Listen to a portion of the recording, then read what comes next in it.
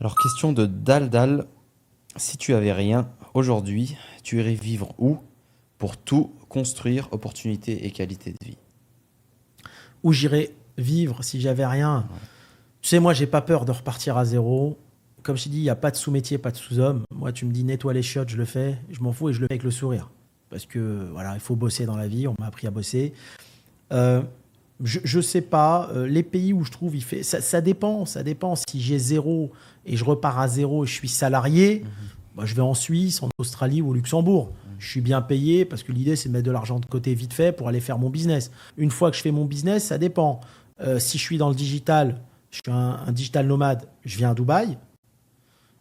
Si je veux faire de la restauration, je reste en Europe. Parce qu'ici, le niveau, il est trop haut. Comme j'ai dit, il faut au moins 2-3 millions de dollars pour bien investir.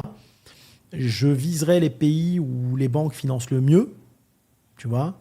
Ça dépend. Si je fais de l'immobilier, j'achète des appartements, je les loue, je construis des maisons, je vais au Maroc. Voilà. Après, ça dépend de quelle activité tu fais. Après, si tu me dis bon vivre, je suis un fan de Marrakech, encore une fois. Après, tu peux peut-être pas y rester un an d'affilée, parce qu'au bout d'un moment, tu vas t'ennuyer. Mais je suis pas un grand fan des États-Unis, Mhm. franchement. Le Canada, il caille. Être en Asie 10 ans d'affilée, je sais pas si je pourrais. J'ai envie de lui dire, t'es bien quand même en Europe. Tu sais, l'Europe, t'es bien parce qu'il y a un truc qu'on n'a pas ailleurs. Tu fais une heure d'avion, t'es en Italie. T'es 1 heure et demie, t'es en Suède, t'es en Espagne. Tu peux te balader et tu changes de pays. Enfin, la vieille Europe, elle a quand même plein d'avantages. Tu vois. Mhm. Mais je sais pas, ça dépend du business. Ouais. Elle a les avantages sociaux. Quand tu commences à travailler, Bah tu mets ouais, de côté, il n'y a pas de souci. Quand ouais, tu veux ouvrir un business et que tu as un gros capital, enfin un capital un peu, ouais. tu réfléchis au pour et au contre de chaque pays. Exactement. Il y a, la France, aujourd'hui, tu as plein d'aides à l'entrepreneuriat, tu as la BPI, tu as tout. Si tu veux le modèle entrepreneurial, il est bien fait. Attention, on va pas cracher dessus, il est bien fait. Après, ça dépend. Chacun a vécu son expérience, Oui. chacun a vécu ses difficultés, chacun a vécu ses blessures personnelles. Et en fonction de ça, voilà, tu as des pays où il y a des mindsets qui t'intéressent, tu vois. Les gens, ils sont moins prises de tête. Je sais pas, moi, la mentalité américaine, j'aime beaucoup. Mm. Je pourrais pas vivre là-bas, mais j'aime beaucoup.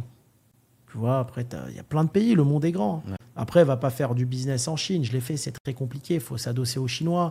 Le Japon, la Corée. J'ai beaucoup d'estime, moi, pour les Français qui vont entreprendre dans ces pays et qui arrivent. C'est pas simple. Mm, mm, mm. Tu vois, mais ça dépend de l'activité. Alors, une autre question. La France fait tout pour qu'on parte de nous-mêmes, j'ai l'impression. Qu'est-ce que tu en penses? Alors, c'est un quoi? C'est quelqu'un de la communauté. C'est la même question. Ouais, je pense que ouais.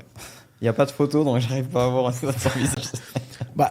C'est sûr, Daldal, que quand tu regardes la télé, BFM, il n'y a pas besoin d'avoir fait Polytech pour comprendre qu'il y a un discours propagandiste qui te dit casse-toi, t'es plus le bienvenu. Ouais. Tu vois ce que je veux dire? Moi, quand j'allume la télé, à chaque fois, j'entends parler d'islam, j'entends parler de ceci. Bien sûr, pourquoi ils font ce discours? C'est malheureux parce que c'est un discours de division, ça divise beaucoup.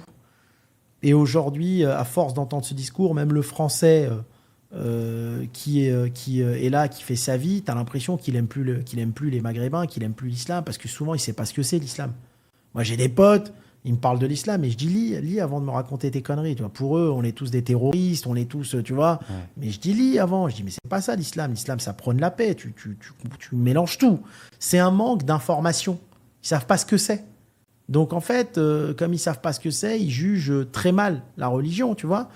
Euh, mais bien sûr qu'il y a un discours où on n'est plus le bienvenu, et c'est dommage parce que franchement, que ce soit les Maghrébins, que ce soit les Africains, enfin, tous ces gens-là, ils participent énormément à l'économie française, ils ont des postes, ils font tourner le pays, et je pense que l'État devrait mettre un veto là-dessus. Il faut arrêter de laisser les médias raconter en permanence des choses qui divisent. C'est dommage, tu Mm, vois. mm. Normalement, le président, il arrête tout ça.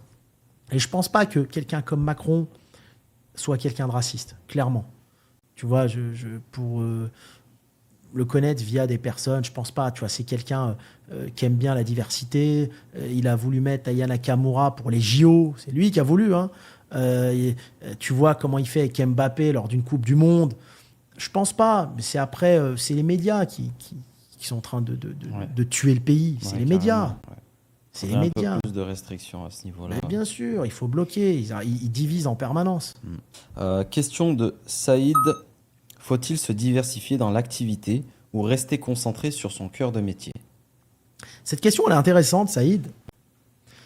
Il y a plein d'exemples qui montrent que tu as des personnes qui venaient d'une activité, par exemple de la restauration, et qui se sont mis dans l'hôtellerie et qui ont mieux réussi que des hôteliers.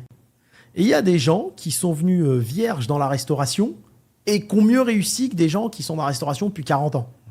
Des fois, reprendre une activité où tu arrives avec un regard nouveau, ça peut être que bénéfique. Parce que la plupart des personnes dans ce métier, ils ont la tête dans le guidon, ils changent rien au process. Et toi, tu viens et tu changes tous les codes. Ce qu'on parlait tout à l'heure, prendre une activité et tout changer. Et quand tu changes tous les codes, tu peux créer de la vraie valeur ajoutée et faire cartonner. Et tu vas te rendre compte que c'est pas ton métier de prédilection, mais tu as mieux réussi dans ce business-là. Donc ça dépend ce que tu veux faire. Ouais. Ou alors tu restes dans ton activité, dans ton cœur de métier, là où tu as appris et tu continues à développer là-dessus. C'est deux choix différents. Mais ne crois pas que parce que t'es pas coiffeur que tu vas échouer en ouvrant des salons de coiffure. C'est pas vrai.